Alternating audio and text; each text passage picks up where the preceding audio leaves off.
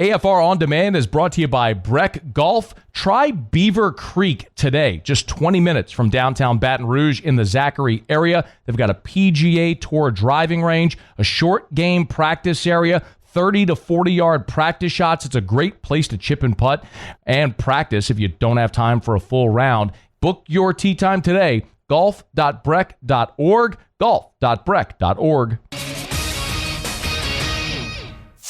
Matt Moscona. I'm very important. After further review. Say it one more time. After further review with Matt Moscona. And here we go. Live from the Raising Cane studio. Let's rock!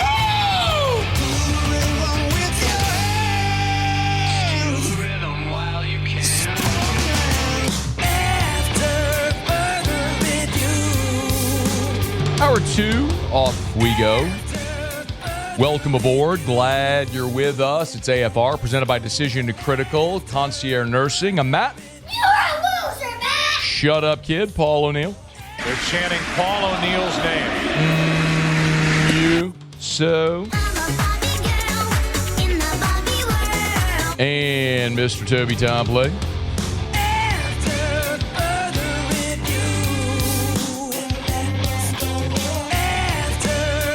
All right. We're here. Glad you are as well. Get out there and make it a good one. Talk to Brad Crawford here in about 15 minutes from right now from 24/7 Sports. Preview the college football playoff and CBS. Preview the college football playoff semis, which, of course, starts tonight with Miami and Ole Miss, 6:30 p.m. Central. Looking forward to that game and really, really hoping for Miami to beat the ever-living hell out of Ole Miss tonight. So, they can maybe just shut up for a little while because it is, has it been loud out of Oxford? I mean, it's like new money over there. Taste a little bit of success and they don't know how to handle it, man. Like they got that signing bonus and you just go on a shopping spree, man. You're buying the fur coat, the gold watch, the big fancy car. Better watch out spending all that now. We'll see. You gotta know how to act sometimes, but very, very much not pulling for the con. Oh, I wonder where all the root for the conference people fall. That LSU fans, where'd all the root for the conference people fall tonight? Let's make that a Twitter poll if we could. All the hey, you got to root for the SEC. What? I was going to say make it specifically LSU fans or just in general? No, just in general. Well, I mean, people on 104.5 ESPN Twitter are mostly going to be LSU fans. Mostly, overwhelming. So I'm curious where all the root for the conference people fall tonight. I'm going to guess overwhelmingly the root for the conference people tonight aren't going to be rooting for the conference tonight. Get out of here. All right. I do want to talk about this. I'll get to this at the bottom of the hour. With all the DeMond Williams stuff, there's a thing today with Buddy Mathis. So Buddy Mathis, defensive lineman from LSU, finished his freshman year. He had recommitted, like LSU brought the graphic and everything, back for year 2. Well, now Buddy Mathis is going in the portal. And so there's this general melt going on right now on Twitter, which Twitter isn't real life, but if people there are saying it, people in real life are saying it too. Comparing it to the DeMond Williams situation, which I tweeted about, and I'll get to it in about 20 minutes from right now. But I just the hypocrisy, the selective outrage from people is just absurd. And I'm not criticizing Buddy Mathis. Y'all know how I feel on this. Go get yours, kid. Wherever the best opportunity is for you, go get it. If it's at LSU, awesome. If it's not, go somewhere else. I'm good with that. Just like I'm good with DeMond Williams doing what he wants to do. In this absurd era, I am very much pro-student athlete. I've always been. I've been nothing if not consistent on that throughout this entire NIL era. So, but anyway, we'll have a little space time to explore the space. We'll get to that here at the bottom of the hour. I thought this was fascinating. So every year, Pro Football Focus puts out their quarterback rankings, and this is based on this is objective, right? This is based on the PFF grades for the season. They rank all the quarterbacks in the NFL. And I always tell you with Pro Football Focus, take it with a grain of salt. It's a metric. It's not the metric. It's something to consider. So, for example, a season ago, for context, last year, Derek Carr, at the end of the 2024 season, Derek Carr had the 7th highest grade in PFF. Derek Carr was the 7th highest graded quarterback on PFF. He had an 85.6 grade. For what it's worth, NFL.com at the end of the season, their subjective rankings, like, when you actually use your eyes and look at what you see, NFL.com had Carr 24th, okay, which is basically where Derek Carr fell in every single subjective ranking, rating, tier list of quarterbacks. So he was a 20s quarterback. PFF grade last year was 7. So again, take PFF with a grain of salt. It can confirm or disconfirm. It's just something to consider. Tyler Shough this year, let me just jump right to the thing that we're all going to be most interested in. Tyler Shough on these rankings came in at 17th with a 73.1 grade. He was one spot behind Jaden Daniels, one spot ahead of Marcus Mariota, the two Commanders quarterbacks, incidentally. If we go through the list, kind of scroll up to the top, Matthew Stafford had the best grade, 93.3, followed by Joe Burrow. Limited season, but when Joey B was out there, he was awesome.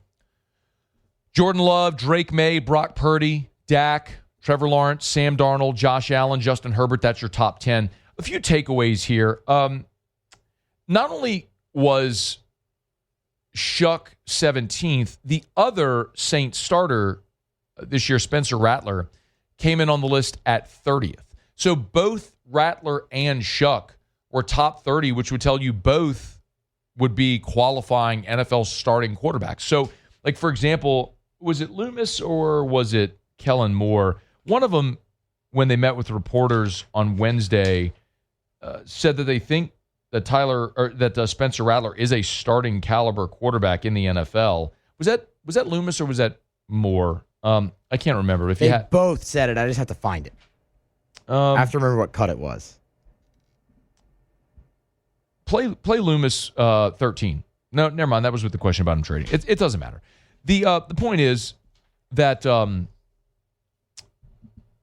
this sort of validates that a little bit, that Rattler played well, but it's the differentiator between a bottom-tier starter in the NFL that is, a bottom-tier starter or a backup, and a guy that is maybe a better starter who would elevate you. So, I sort of encouraged there. Also notable, if you look at the NFC South quarterback grades, Kirk Cousins was the highest graded quarterback in the South at 14, followed by Shough at 17. But what that tells you is Bryce Young was all the way down at 28. How about Baker Mayfield, 33? Baker Mayfield was the 33rd highest graded quarterback in the NFL this year from PFF. And at one point, he was in the MVP conversation. And then Michael Penix was down at 39. By the way, there were 46 quarterbacks that were great, that had a qualifying number of snaps to be graded here. So 46 quarterbacks. Again, Shough 17, Mayfield down at 33, Penix at 39. Also of interest, Shough was the highest graded rookie at 17. Jackson Dart was 33. Cam Ward was 41. Dart was in a terrible situation, obviously. No quarterback that's a rookie generally goes to a great situation. There's a reason you're drafted high because the team stinks. So, but Shough at 17, Dart 33, Cam Ward 41 speaks to the disparity and just how good Tyler Shough was relative to the other rookies this year. The other things that were notable, I mentioned Joe Burrow there as the second highest graded quarterback from PFF. I think it's fair to wonder, like, how good could he have been this year if healthy? How good could the Bengals have been this year with Stafford right there as the number 1, Burrow 2, Love 3, May 4, Purdy 5. These are all playoff teams except for the Bengals because Burrow missed half the season. So that's interesting. The other thing that they did, that PFF did in this piece, is they looked at superlatives. So, like, the most accurate passer was Jared Goff. I also found it interesting that Lamar Jackson, despite the fact that Lamar in these ratings came in at number 25, which is stunning to see that, but Lamar played injured for a lot of the season. Lamar came in at number 25. He was the best downfield passer, a grade of 99.9. He was the best against the blitz and the best on 3rd and 4th down. Goes to show you all the other issues that Baltimore had this season. For what it's worth, the other 2 superlatives they had on here, the best quarterback when kept clean was Trevor Lawrence. The best quarterback under pressure was Joe Burrow. And he has had a lot of experience throwing under pressure. His grade was a 90.4 when he was pressured on his dropbacks. So just some context there for the quarterbacks in 2025. And the arrow very much pointing up for Tyler Shough, but also for Spencer Rattler as he outgraded a lot of starting caliber players in the NFL. All right, it's AFR. Love telling you about Lee Michaels Fine Jewelry. You know, we're past the holidays now, but whatever special occasion you may have coming up, always a great occasion to get by Lee Michaels. Eric and I, our anniversary is coming up here in 5 days on the 13th. Maybe if you have an anniversary coming up, maybe it's one of those milestone anniversaries. Lee Michaels is a great place to go. Maybe, you know, whenever you were younger and you got married and you bought that diamond engagement ring, now you're a little older in life, older in your career, maybe a little more money to spend. Maybe it's time to upgrade. You can trade in that old diamond for an upgraded new diamond. Lee Michaels Fine Jewelry can help you do it. Remember, if you're thinking of popping the question and you want to bypass the box stores, it tends to be really cookie cutter. And the boutique jewelers, maybe you're going to overpay and not have as great a selection. At Lee Michaels, it's the perfect sweet spot. With 9 locations, they have the buying power and the selection to get you whatever it is you're looking for at the best price. It's Lee Michaels Fine Jewelry. LMFJ.com, LMFJ.com for Lee Michaels Fine Jewelry. All right, it's after further review. We're glad you're with us. Again, we will talk about this. There's sort of a defensive line shuffle today at LSU. Mathis, C.J. Jackson out. A couple of defensive linemen coming in for LSU that we'll talk about coming up here at the bottom of the hour. Let me knock out a break. When we come back, Brad Crawford from CBS and 24/7 Sports. He'll be with us. We'll preview the college football playoff semifinals getting kicked off tonight with Miami and Ole Miss. We'll do it next. It's AFR. AFR. GLO. That's Glow. Glow Resources. GlowResources.com. GlowResources.com. All right, y'all. We've turned the page to 2026. What's your New Year's resolution? For a lot of people, it's no doubt lose weight, stay in, get in shape, be healthier. That's the number one New Year's resolution. Maybe it's read more books or spend more time with family. Like, I want to play guitar more in 2026. Everybody sort of has these resolutions that we're bound to break. But if you're a business owner, looking for your New Year's resolution in 2026 to make your business better, more profitable, more efficient, Glow Resources can help, because the root of all of those issues, generally speaking, are people. You have to have the right people in the right seats on the bus to maximize productivity within your business. So whatever role that is that you've struggled to fill, skilled blue collar or any professional placement division job, Glow Resources can help you fill it with a permanent solution. GLO, glowresources.com. After further review with Matt Moscona, presented by Decision Critical Concierge Nursing. Healthcare for your lifestyle. Learn more at decisioncriticalbr.com. I think we got enough guys to be able to coach and know the system and do it the right way. So mine has just been trying to keep it as routine as possible. And that's been the whole thing the entire time. This is still the 2025 season. All right, and everybody done a lot of really good things to put ourselves in a position to be able to do this. And I wasn't trying to change everything. This is about finishing out the 2025 season the right way with whatever we have to do that. That's Ole Miss head coach Pete Golding as the Rebels get ready to take on Miami in the Fiesta Bowl tonight, 6:30 p.m. Central Time. Kickoff for the Rebs and the Canes. Spot in the national championship game is on the line. Brad Crawford from CBS Sports at 24/7. Good enough to join us. He's on Twitter at BCrawford247. If you want to give him a follow, you can do it there. Brad, we appreciate the time as always, man. How are you? Happy New Year. Matt, good to hear from you, man. Happy New Year to you, too. Yeah, man, it's our pleasure. We appreciate you. All right, give me your 10,000-foot flyover of all the insanity that's happened with Ole Miss over the last, let's call it the last 2 months. Man, I don't think anybody expected, even if Lane Kiffin was still coach, for Ole Miss to be one win away from getting to that now championship game in Miami on January 19th. And here we are. I think Ole Miss, a lot of those close to the program, saw the writing on the wall. They knew Lane was either bound for Gainesville or Baton Rouge. I don't think many of us in the media world either, Matt, thought that he would stay in Oxford. And, after he left, wasn't a huge surprise. I think how he left was a bit of a circus, so to speak. But Pete Golding has held the ship together, man. And not only has he retained a lot of Ole Miss's best talent for 2026, but he's also got 2 impressive playoff wins to boot and one more night against the Canes. And, anything goes a couple weeks from now in Miami. Yeah. The other side of it there with Miami is interesting because they started so strong. They had a few stumbles. It was a little bit of a controversy getting in, yet here they are 1 win away from playing in their home stadium for a national championship. Here in SEC country, sometimes we don't pay as much attention to the other leagues. I think that's probably common anywhere in America. But when you give a thumbnail view of this Miami Hurricanes team, where do you focus? What do you see with Miami?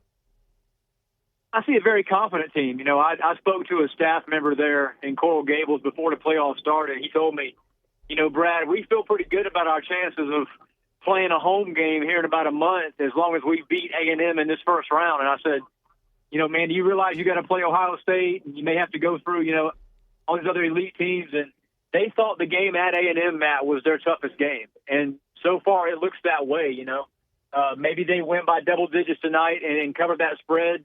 I just think defensively Miami is playing at a level right now fully healthy that Mario Cristobal expected when they signed that portal class. And obviously Ruben Bain's been there a couple of years. They've got other guys. Keontae Scott's going to be an early round draft pick here soon. So I just think Miami's a team that has the best defense of these 4 teams playing. And Ole Miss, in my opinion, is due for a game where, the Rebels don't get 450-plus yards of offense and have their way. If Miami can get consistent pressure on Trinidad Chambliss, it might be a long night for that offense. I peel back the layers of that onion a little more there, Brad, because that is going to be the matchup I think everybody's going to be fascinated to watch. It's going to be that elite-level Miami defense against this Ole Miss offense, which, man, they just haven't missed a beat here in the postseason with Trinidad Chambliss. Does Ole Miss have an edge somewhere offensively against that Miami defense?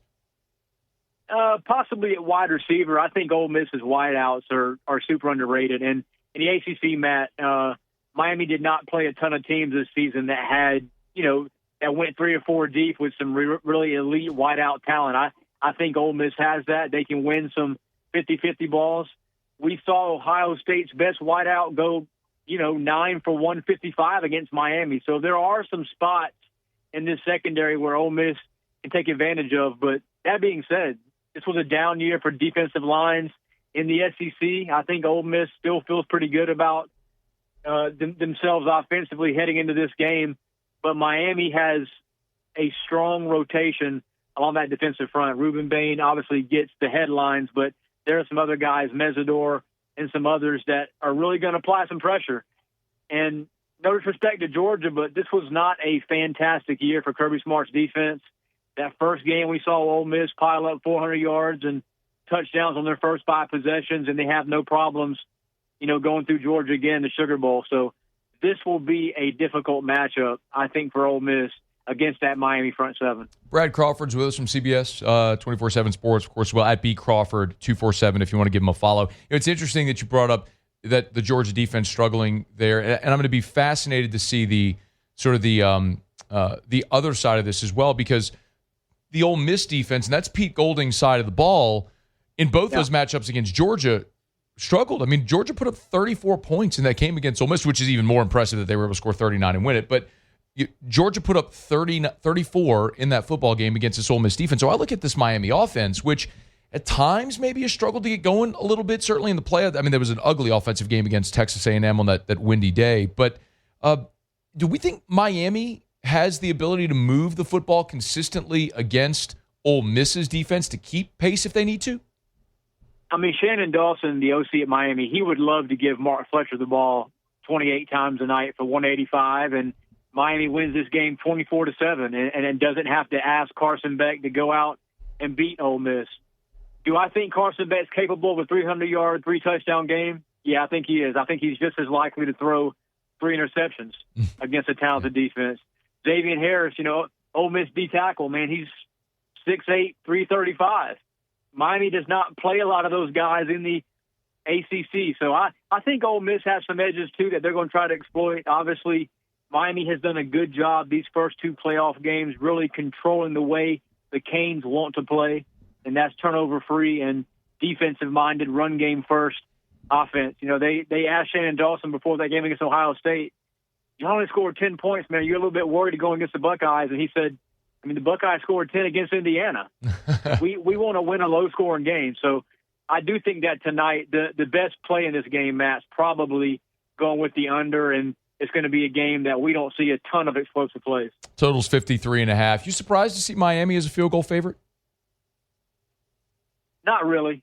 Just because Ole Miss, I don't think odds makers are still giving the Rebels that much respect. I think position by position, though, is pretty darn close as far as talent. I think Miami's a little bit more talented, maybe in the total talent team composite. Here we have it 24/7, but I mean, Ole Miss is a team that this is not a smoke and mirrors 13-1 squad. They were 11-1 in the SEC for a reason, and really maybe should have beaten Georgia on the road and been one of those top 4 seeds and unbeaten. Could have been. I mean, you had a 9-point lead in the fourth quarter of that game that they blew. Hey, I want to ask you about tomorrow as well with Indiana and Oregon. It'll be a rematch. Any reason to believe the rematch will be different than the game in Eugene from a couple of months ago?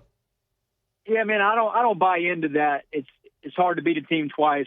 If you're better than that team, then you can beat them twice. And I think Indiana's the best team in the field. I thought that was the case when the playoffs started. They're unbeaten for a reason, and they do not make errors. And I think of these 4 teams left, there are some teams with quarterbacks who could get themselves into trouble, and I don't see Mendoza doing that. I mean, he was able to shake off a pick 6 at Oregon, and Indiana still dominated that game, won the second half, and won that game by 10 points. So Indiana is the overwhelming front runner. I think they beat Oregon by at least a touchdown tomorrow night in Atlanta, and we're likely going to see a Miami versus unbeaten number 1 Indiana here in a couple weeks. Man, did anybody have that before the season started? Like literally anybody? No. I mean, I can't imagine.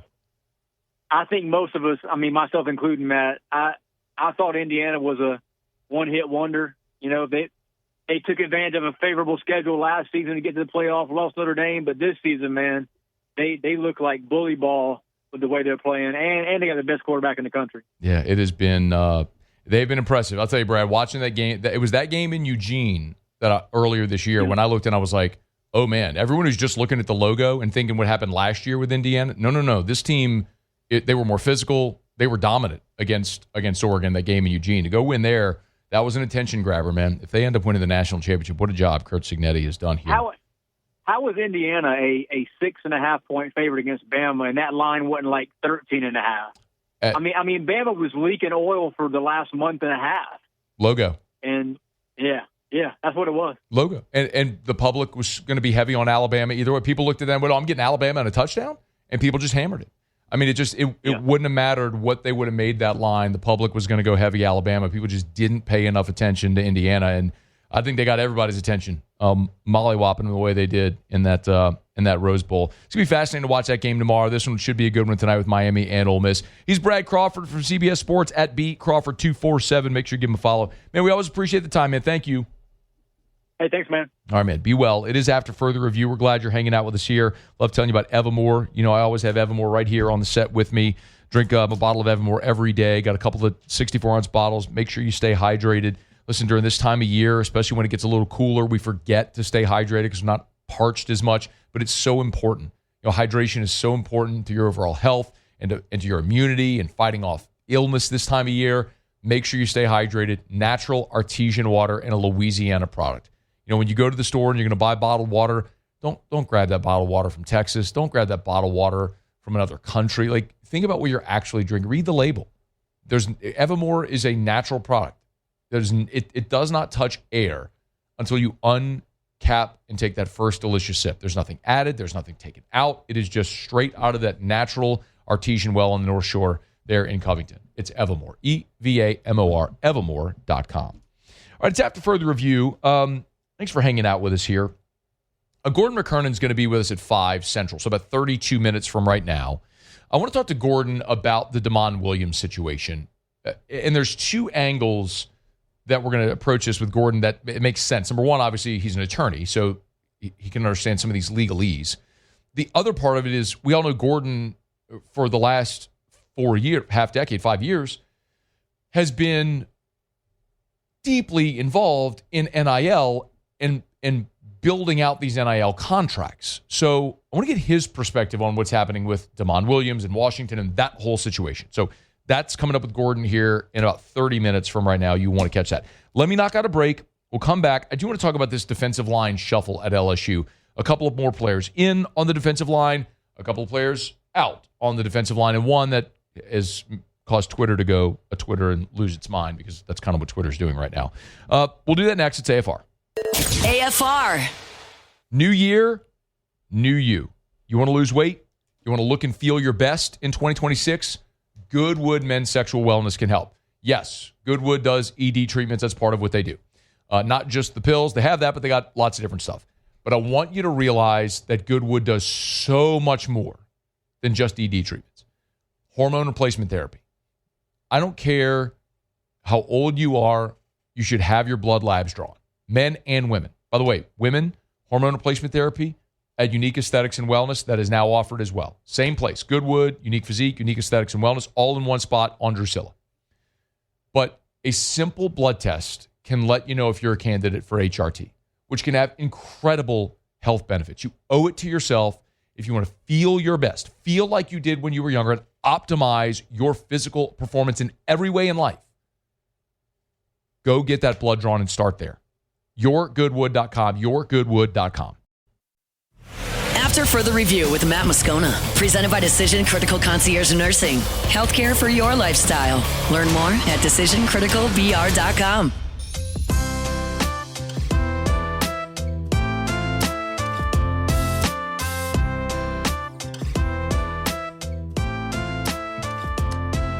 All right, glad to have you with us here.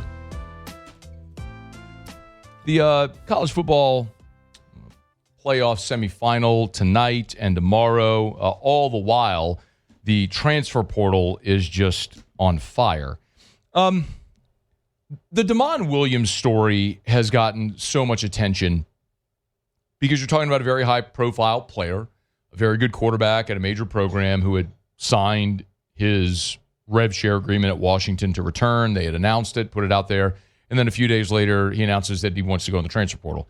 And Washington has fought back. And now Williams is fighting back as well. He's got an attorney, and we'll see what all plays out here. But my point with Damon Williams a day ago has been the point that I've made with these types of situations since NIL began. And I know there's a lot of you that don't agree with me, and that's okay. I mean, I readily admit, if you listen to the show or watch every day or have listened over any period of time, I've said this a lot, but I readily admit I am an extremist on this topic. If there's a middle ground and then there are people who are staunchly opposed to portal, NIL, all of it, want everything to go back to the way it was, 85-man scholarship limit, no NIL, no transfers, like zero. I am the complete opposite end of that spectrum, not just on the other, but like out the picture on the other way. Like, I'm okay with transferring as many times as you want. I'm okay with people making as much money however they want and can, whatever the market will bear. And I think, as odd as it is to say this, and a lot of people are going to disagree because it has been chaotic, the product on the field has been awesome. I mean, do you realize we're about to have a college football playoff semifinal with Miami, Ole Miss, Indiana, and Oregon? Like, the days of the dopes in the hotel ballroom in suburban Dallas gifting logos, spots in championship games, it's over. Alabama, Georgia, Southern Cal, Michigan, Ohio State, LSU. I mean, that's Oklahoma. It's over. We have a true meritocracy. Or we're getting closer to that anyway. I shouldn't say it's true meritocracy. We're getting closer to it. Much closer than we ever have been before. So I am very, very much pro student athlete getting whatever you want. So I'm very much pro Damon Williams going to play wherever he wants next year. If it's LSU, great. I've also seen reports of interest in Miami and Oregon, and if it's not LSU, LSU's in trouble. But I'm not worried about that. I want Damon Williams to do whatever. Now he's got a contract, supposedly. And if there's a penalty for leaving or a buyout, now he's got to pay it, or the new school has to pay it. Just like if you want to go hire a coach and a coach is able to leave, but there's a buyout that they have to pay, okay, that's what that is. There's a contract. You have to honor that contract and the terms of it. That's why there's a buyout in there. I'll be consistent there. But I also grow tired of the inconsistencies. So today, Buddy Mathis, who's just finished his freshman year at LSU, Buddy Mathis announced he's going in the transfer portal. And he had previously announced he was staying at LSU. And by the way, I'm perfectly fine with this. Good for Buddy Mathis. Go to the best situation, get the most money you can, playing time, whatever it is that he's seeking. And this comes at a time where LSU has signed already 2 interior defensive linemen via the transfer portal. They added Clemson defensive tackle Stephylon Green, and then today they added Auburn defensive tackle Malik Blocton. So LSU has added 2 veteran interior defensive linemen via the portal. So Mathis had already agreed to stay, sees they're bringing in guys at his position, so now he wants to leave. Okay. I am okay with Buddy Mathis leaving. What I am not okay with is the selective outrage from people about Damon Williams leaving Washington, but not upset about Buddy Mathis. I'm okay with both of them. Now, I did get it confirmed from an LSU representative, confirmed that Buddy Mathis had not signed a contract with LSU. He has not formally signed a contract to return. So in that instance, it is different. On its true merit, there is no difference. You're still talking about someone who had given a commitment to return. Now, legally, there may not be anything binding, but had given a commitment to return. LSU puts out the graphic, and then they bring in new people, and he leaves. Again, I'm okay with that. This is not an anti-Buddy Mathis leaving. I want him to go and get whatever's his. I am against the people who are hypocrites, who are going to take shots at some kid. I literally had one person message me and say, well, that's a high-profile position and a quarterback at a big school. It doesn't matter. Like, it doesn't matter if you walk into a grocery store and you steal a loaf of bread or if you steal money out of the cash register. Like, stealing is stealing. You can say one is more harmful because one is more money than a loaf of bread. Okay, conceptually, on principle, it's still stealing. You're taking something that is not yours. It is the same thing. So I'm good with all of them leaving. Whoever wants to go. You want to transfer, go. You want to make money, put protections in a contract to prevent against that. Make the kid sign the deal if you want to not have that happen. What I'm not going to be okay with, and I'm going to be consistent on this, is hypocrisy. If you're okay with Damon Williams leaving Washington, and I am, then you need to be okay with Buddy Mathis leaving LSU, which I am. If you're not okay with Damon Williams leaving Washington, under his circumstances or any circumstance, after having committed, then you need to be as outraged with all of them. And my guess is, what is the root of a lot of this is not honoring a contract or this or that, or you're doing what's right and learning life lessons. People don't really care about that. You can say you do, you don't. That's not at the root of what this is. It's Lane Kiffin. It is LSU. They look around the college football ecosystem, and you can't go anywhere without an article, a hot take, a talking head show criticizing Lane Kiffin at LSU. Lane Kiffin for the way he left Ole Miss. Now this situation here, what happened with Levitt is it looked like he was going to sign and then he did. You just got to get used to, if you're an LSU fan, accept and acknowledge the fact that your coach is going to be vilified. Until and unless he consistently finds ways to win to change the narrative, he is going to be vilified. Okay. Like, that's a decision he made to leave Ole Miss to come here. And if you're an LSU fan, you should be excited about it. Brilliant offensive coach, won a lot of games over the last 5 years at Ole Miss, all that stuff. But perception nationally is going to be more of this. I mean, if he looks left instead of right, people are going to criticize him. And that's just something that a lot of people around here are uncomfortable with, but you're going to have to learn to live with and either block out and ignore. The only way that noise quiets is just go win football games, which he won't have a chance to do until September. But I think we're all looking forward to getting to September, to what that can look like. But big part of winning games is going to be what you do in the portal and building this roster. So, Buddy Mathis and C.J. Jackson, 2 young defensive linemen, are out. And as I mentioned, both Malik Blocton committed to LSU here today, as did Jaylen Brown. Jaylen Brown is an edge from he was previously at Missouri, then at South Carolina. Now he's coming to LSU. He follows Sterling Lucas from South Carolina, where he was this year. And that was a big get. After his freshman season at Missouri, then went to South Carolina this year.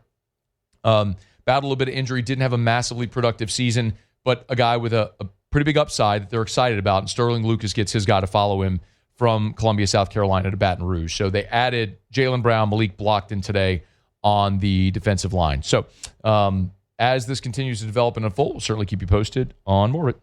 All right, it's After Further Review. Thanks for hanging out with us here. We are brought to you by the Williamson Eye Center, 924-2020, 924-2020, or WilliamsonEye.com, WilliamsonEye.com. You want to see 2020, call 924-2020 for the Williamson Eye Center. They're just the best. Dr. Blake Williamson. It doesn't matter if it's LASIK or PRK or EVO ICL, which is the implantable contact lens. If you've been told maybe in the past that you're not a candidate for LASIK, well, maybe you're a candidate for EVO ICL, where it's totally reversible procedure where they implant the contact lens into your eye. Really cool. You want to learn more about this technology, this really progressive procedure that the Williamson Eye Center has been doing for years. WilliamsonEye.com. Book that consultation, WilliamsonEye.com. Call 924-2020 or go to WilliamsonEye.com. All right, it's After Further Review. Glad you're hanging out with us. We're going to knock out a break. Brought to you by by Decision Critical, title sponsor of our Thursday shows all throughout the year, DecisionCriticalBR.com. We will get to Gordon McKernan in 17 minutes. We'll talk some NIL. We'll talk about the Damon Williams situation from a legal perspective with Gordon, who's in a lot of those contracts. And we'll also go a little deeper dive into LSU's quarterback and offensive line options. This is what everybody keeps asking. LSU's added double-digit players via the portal. Awesome. Where's the quarterbacks and the offensive linemen? We'll get into that coming up here a little bit later as well. So stay with us on AFR. AFR. Speaking of Gordon, get Gordon and get it done. Gordon McKernan Injury Attorneys. I get to say it every day. If you've been injured in an accident, it's not your fault. Do what injured people in our state have done for 30 years. Get Gordon and get it done. You can always go to the website, getgordon.com, getgordon.com. I would highly recommend 2 things if you go to the website. There's the results tab. So if you go to getgordon.com and hit the results tab, you will see actual testimonials of cases that Gordon and his team handled. Car wrecks, maritime accidents, personal injuries, slip and fall, truck accidents, workers' comp. You can see the actual monetary damages recovered by Gordon and his team right there at the website. So you don't have to take my word for it. You can go see this for yourself right there at getgordon.com, getgordon.com. Also, Gordon has offices all over the state of Louisiana. So find the one nearest you at getgordon.com. After Further Review with Matt Moscona, presented by Decision Critical Concierge Nursing. Healthcare for your lifestyle. Learn more at DecisionCriticalBR.com.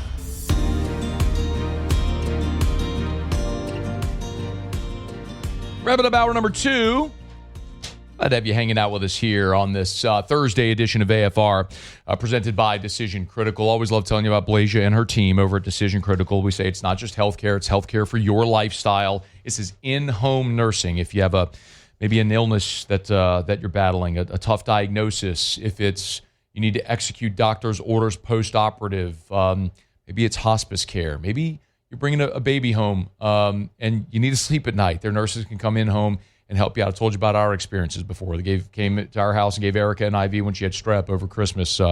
Came and did blood labs on Drew. It's really hard to do blood draws on him. They came into our home and did blood draws so he was comfortable there. They can do any of it. Any of that nursing care at home. DecisionCriticalBR.com. DecisionCriticalBR.com. Okay, wrapping up hour number 2. Muso, Tigers and the Pros. Tigers in the pros. They still bleed purple and gold. They're just really rich now. All right, Trendon Watford made his long-awaited return for the Philadelphia 76ers on Wednesday night. Watford had been dealing with a left adductor strain, kept him out since November 25th. So first game in almost 2 months for Watford a night ago. They eased him in He played the final 5 minutes of the game, only recorded 3 assists. Getting him back, the legs back underneath him. Again, as I said, almost 2 months off the court. We'll see in their next game if those minutes begin to pick up. And Sixers got a big win last night. Cam Thomas also working his way back into the Nets lineup from injury. Played 24 minutes, all of it coming off the bench. 10 points a night ago, 5 boards, 4 assists. So he did stuff the stat sheet pretty darn good. It was a 1-point loss for the Brooklyn Nets. Tari Eason and the Rockets fell on the road at Portland, but Eason, starting role, 15 points in 31 minutes and 13 rebounds. So cool double-double there for Tari Eason. Of course, Duop Reith on the other side, he was held out of the ball game. Coach's decision, the reason given there, in the Trailblazers got a 1-point victory in the game. That's Tigers in the Pros. Oh, okay. Presented by Arco Power Systems, arco.com. Arco.com, ARCCO, Arco.com. Hey, remember, this is Generac Industrial Generator Power over at Arco Power Systems. So, this is for your business. What type of business? Any type of business. You have an industrial, commercial facility, and the power goes out. What do? Arco. This is Generac Industrial Generators. So, when you think about generators, most people think about Generac, but this isn't for your home, it's for your business. So you can go to arco.com, arco.com, ARCCO, arco.com. And I want you to think of this. So no matter where you are listening, watching, I know so many people listen, watch online. North to Little Rock, east to Mobile, west to San Antonio. Draw a big circle. If you're anywhere in that circle, Arco can help you. ARCCO, arco.com, arco.com. It's Arco Power Systems. Everything is turnkey. Sell, rent, service your industrial Generac generator. Arco.com, arco.com. All right, it's after further review. We were just talking a little bit about, let's see. Some stuff percolating here. Tigers look like they're having a really good day over at Football Ops. We mentioned they've already landed a couple of commitments today and might be on the verge of getting you some more good news before we go off air. And a lot of people have asked about offensive linemen, and they did add offensive lineman Jaquan Sprinkle today. I mentioned the defensive lineman with Jaylen Brown, the edge from South Carolina, Malik Blocton, the defensive lineman from Clemson, from Auburn, and they may very well be getting close to adding another defensive player. I'll tell you about it if I can get it confirmed before we're off air. A few things, though, about the guys we've talked about. Sterling Lucas, LSU's new defensive line coach, came over from South Carolina. Now he's bringing Jaylen Brown with him. Got that confirmed. This was back in March. Spring, last spring, March of 2025. Sterling Lucas talked about Jaylen Brown coming into Carolina with the Gamecocks. Yeah, just his position flexibility, man. I think he's about 270. That's kind of, right now I think he might be the biggest guy. He is the biggest guy in the room as far as weight. Just position flexibility, him being able to play on the edge and, being able to do some things interior-wise from a pass rush standpoint, and really excited about Jaylen. I think the important thing to remember is as different as LSU's offense is going to look with a totally new staff and new approach and personnel and everything, retaining most of your defensive staff. We saw a lot this year of LSU under Blake Baker, even a year ago with guys like, with Savion Jones and some of the bigger edge players moving inside to get more pressure packages on the field. Sounds like Jaylen Brown may be one of those guys. He's a bigger edge that you want to get like a pass rush specialist on the field. You could get them on the edge and move Jaylen Brown inside. So another toy in the chest for Blake Baker. And then this was Malik Blocton, again, who spent this past year at Auburn. Malik Blocton, this was actually during the season in 2024, so 2 years ago, talking about which position he actually likes to play best on the defensive line. I really get shuffled around here a lot. Okay. Because on obvious passing downs, they move me and Keldrick inside, and we play the nose position. And on some other stuff, we playing 3 technique, 4 5s. So we really playing everything. Which one do you like best? I like playing 3 technique for sure. Okay. So playing 3 technique, kind of moving to the inside there. So I think that's really interesting because you got a guy that played 24 as a defensive tackle at Auburn as a true freshman, And then this year, played in all 12 games, starting 8 times. So you've got a couple of dudes here, one that's an edge that can move inside, one that's a true defensive tackle. Blocton is 6'3", 291. So you're talking about a couple of guys here that are accomplished, that played a lot of football at the major power level that you're adding and fortifying on the interior, where you've got Don McKinley back, but you've got a lot of young guys behind them, having lost some of your veterans on the interior. So they're building across the defensive front. You can see where they're prioritizing here in the transfer portal on the defensive side of the ball. Okay, it's After Further Review. Thursday show is presented by Decision Critical. We're going to knock out a break. Sports Center is coming up. It gets caught up on national headlines, a busy 5 o'clock hour, and we're going to start it by chatting with Gordon McKernan about this DeMond Williams situation. We get a legal perspective on it. That's next as we continue here, Hour 3 of AFR. After Further Review. Carnival time, y'all. Get your king cakes at the best place to get your king cakes. That's at Rouse's. And all of their king cakes are baked in-house daily. Awesome when you walk into Rouse's and you can just smell the dough and the cinnamon just wafting through the store as they're baking those king cakes every single day. I mean, it's a terrible vice, especially if you're trying to lose weight at the start of the year. That's your New Year's resolution. But you know what? Carnival comes once a year, man. So get your king cakes and get them at Rouse's. They have plain Jane cinnamon, which is my favorite. But if you love a specialty king cake, they got all the different flavors and fillings and everything you can imagine. And over at Rouse's, yes, they can ship your king cake anywhere in the lower 48. So you got a family member, a coworker, a client, a friend who is moved out of state or lives out of state, you can ship them a little piece of home courtesy of Rouse's. Rouse's.com. Rouse's, this feels like home.